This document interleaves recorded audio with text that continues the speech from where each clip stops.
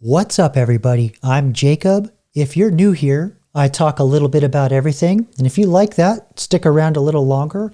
Today, I want to touch on technological innovation. I know that's a bit nebulous, but I talk a lot about AI on this channel and how the job market's going to be shaping over the next several years. And I kind of want to get into a little bit about how this is actually the natural course of technological innovation. There's a really good book written by Ray Kurzweil. He is a futurist, and you probably know him from his instruments, the Kurzweil pianos. He wrote a book called Singularity, and he talks about a lot of innovation and technological advancements. But just to give you a really good idea of what his book is about, because it covers a lot of concepts, I asked ChatGPT to give me a short paragraph to describe what it's about. Ray Kurzweil's concept of the singularity refers to a future point where technological growth, particularly in our artificial intelligence, accelerates so rapidly that it surpasses human intelligence, fundamentally transforming society and humanity itself. So this idea where we become one with the artificial intelligence, that'll be embedded in our body or our person, probably like, what Elon's doing with the chip on the brain. But also there's this quick mention about artificial intelligence surpassing human intelligence. We're not there yet, but we are getting there. That's called AGI, Artificial General Intelligence, which are intelligences that will be able to problem solve more like humans. So it can learn on the fly and figure out how to solve something, as opposed to being trained how to solve something that's already been solved before. And a lot of people think that quantum computing is going to bring that on. I really don't know, but anyway, let's continue on. Kurzweil predicts this could happen by the mid-21st century, driven by exponential advancements in computing, biology, and nanotechnology. So exponential advancements, that's a critical concept to understand. He talks about in the book here, it's not in the description, but what happens is there are milestones that happen in innovations, and every subsequent milestone or major innovation is actually reliant on all the previous innovations. So that's critical, and that's where that exponential effect comes from. So to kind of give you an idea of how we have experienced that in our lifetime, or at least, in recent history, we had the steam engine, which was part of the Industrial Revolution that just completely changed the fabric of society. And that the idea of the steam engine turning things and creating power, then we were able to generate electricity from that. And then because we had electricity, then computers can't run without electricity, right? And then the information age and communications and internet and all of that came out of computers and needing to move data and information around, and are all based on electricity, right? And then AI is a big data problem, and AI would have never been able to happen without the information age, computers and data and networking. So you can see there's that progressive layering of all the innovations, and each time the innovations occur, it's exponential. It's just a massive shift, a massive change. So this idea that the change will accelerate so fast that it will just become one with it. That's what Ray Kurzweil is getting at. Let's see, where was I? At the singularity, humans and machines may merge, enabling dramatic enhancements to human capabilities, including extended lifespans, access to super intelligent systems. While the singularity offers immense potential, it also raises ethical, existential concerns about control, inequality, and the nature of consciousness. So yeah, those are pretty big topics. And those are like one of the three things. If you're going to watch a sci-fi movie or dystopia, it's going to touch on one or all three of those. So, yeah. But yeah, I just wanted to give you the idea of this the singularity, or at least the end of reaching all these innovations. But the idea that every innovation is reliant upon all previous innovations. And so to kind of give you an idea how this happened in our lifetime, I asked ChatGPT to give me a list of companies that are no longer part of the S&P 500 because their technology or products became obsolete. Yeah, this list is really interesting. So I thought this could be an entertaining way to look at how innovation, while there's advancements, there's something called creative destruction. So, technologies are destroyed, but by in turn of that happening, we also lose jobs. And so there's that short-term pain of losing your job because a technological innovation came out. But then the long-term benefit is all kinds of new jobs that we never even had an idea of what they would be got created because of all the new technological innovations, which are ironically based on all the previous milestones and innovation. So I just thought that would be kind of an interesting way to couch this. So let's take a look at some of these technologies that in recent years became obsolete, or they basically got booted off the S&P 500 due to obsolescence, primarily. So the first one we have is Eastman Kodak. So for those of you that are younger, Kodak made film. Because photography was on film, and you would take pictures with the camera, take the film out, and then there was a chemical process to develop the film into photographs or paper with images on it, which ironically is another technology that got booted we'll get into. But yeah, I remember that was a whole thing when I was a kid. In the middle of a parking lot, there'd be this island. Maybe I'll put a picture up of this little hut in the middle of a parking lot, and you drive up on one side and you give them this little canister with your film from your camera, and then you come back like a week later and you would pay and get photos from the film you gave them. And so what this little hut would do is they would send all the canisters they collect to a lab, and then send the photos back to the hut. Yeah, just interesting business concept. But yeah, you don't see those anymore. Those are all gone too. So all the jobs around that, developing the film, sitting in the hut, collecting the canisters, they're all gone. Number two, Xerox.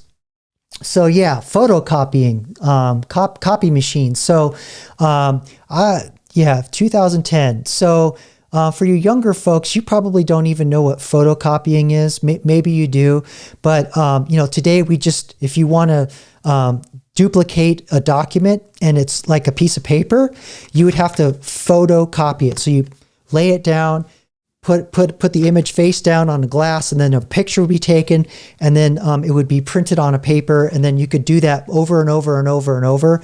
And that's how a lot of documents were created for many years. Now we just have laser printers, because most documents are just created digitally off the bat anyway. But in the age of where documents were physical, photocopying was crucial. So the advent of laser printers and desk-jet printers basically just bumped that all out. Radio Shack. I don't know if this is necessarily through obsolescence, because they sold electronics parts. But Polaroid, yes, Polaroid. So that was another film-based technology. I'll show an image of that device.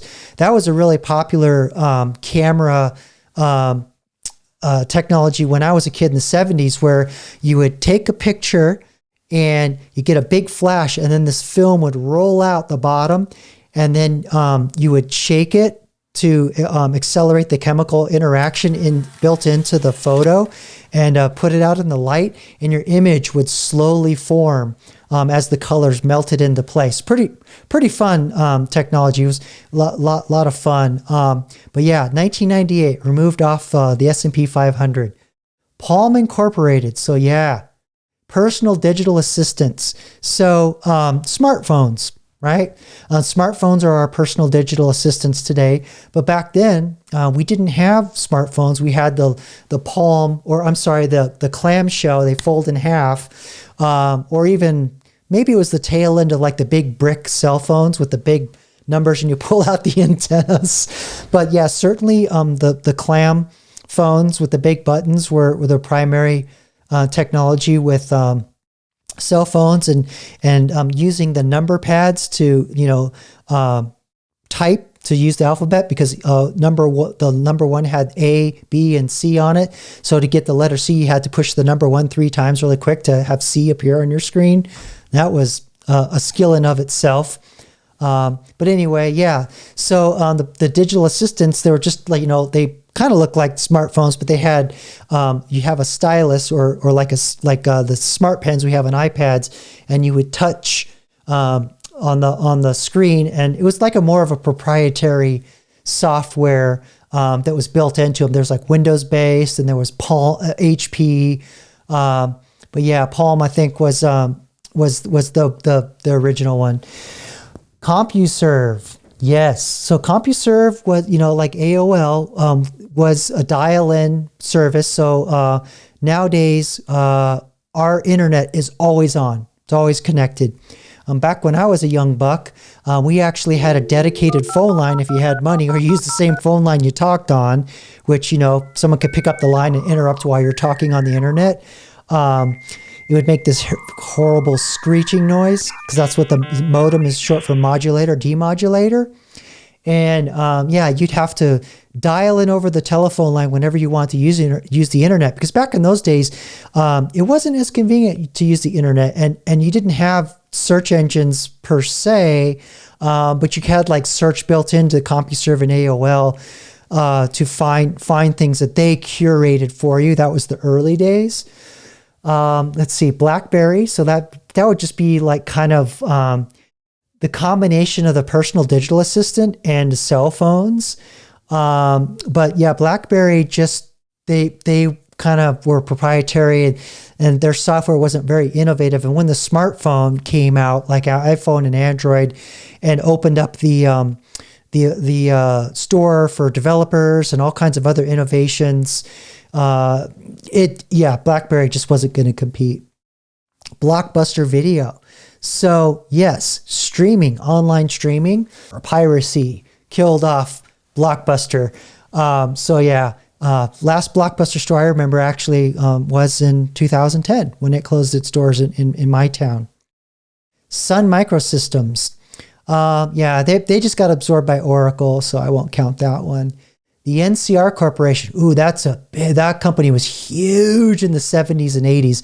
They made cash registers, ATMs, all kinds of like machines that were used in business. And I think they even had photocopiers too. But they're mostly known for ATMs and cash registers. And so, now we have point of sale systems that are iPad based, that you just install a program on, and it does all your accounting and bookkeeping for you. So yeah, there was a whole slew of machines that NCR would sell for you to make that process easier for you as well. But what's really interesting is that NCR got delisted in the 1990s. I thought that they were much stronger for much longer. Let's see, in General Electric, I don't think that's really due to, yeah, see, it says here, while GE's removal wasn't solely due to obsolescence, it struggles to adapt to modern industrial and energy technologies, which played a role in its decline. Interesting. So here's the common theme. So the failure to innovate, right? So many companies didn't adapt to the digital transformations or disruptive new business models. So kind of like the .com, web, e-commerce, and smartphones are probably going to be the things it's going to talk about here. So let's see. Market shifts.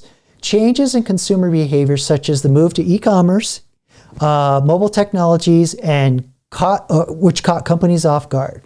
Yeah, because that stuff came on fast, came on really, really fast, really hard. But with e-commerce and the .com boom, e-commerce went through a lot of iterations and a lot of very huge failures. And the same thing's going to happen with AI. We're already seeing that. A lot of AI projects are failing. And we're still trying to figure out like what are the best use cases for it and where it's going to be useful. And we went through the same thing with e-commerce. So that's just all I'm trying to say with the point of this video. This is just the natural progression of technology. This is just how it is. Let's see, competition. Nimble startups and more innovative competitors often overtook these legacy companies. So yeah, the 70s and the 80s were like, and the 60s were basically like the era of big corporations. And I remember there was a TV show that came on in the mid 80s called Max Headroom. And there were like two big corporations that ran everything and they were warring with each other. And even a RoboCop touched on that with OmniCorp. And so the idea that corporations would actually become like the sovereignties. And it actually kind of turned out that way. It's just more hush hush. But yeah, that was a big thing in science fiction in the 80s. And you don't really hear about that these days. Now it's more like the age of like the nerd who comes up with a software program. And it's sort of like the celebrity tech founder, because you got like Elon and Sam Altman and Zuckerberg, you name it. Bill Gates is kind of like the first one. But anyway, that's kind of how technology works. There's always this layer cake of innovation on the previous milestones, and you get creative destruction out of that. A lot of jobs get lost, but long run, many, many more jobs come out of that. What those jobs will be, we don't know. And we're going through the same thing with AI right now. Job loss, creative destruction, but there's going to be some very interesting and hopefully fascinating and fun jobs that are going to come out of this innovation. At least that's my optimistic view of the future. Comment below. Tell me what you think. If you like this kind of content, like and subscribe. And in the meantime, till the next one, peace.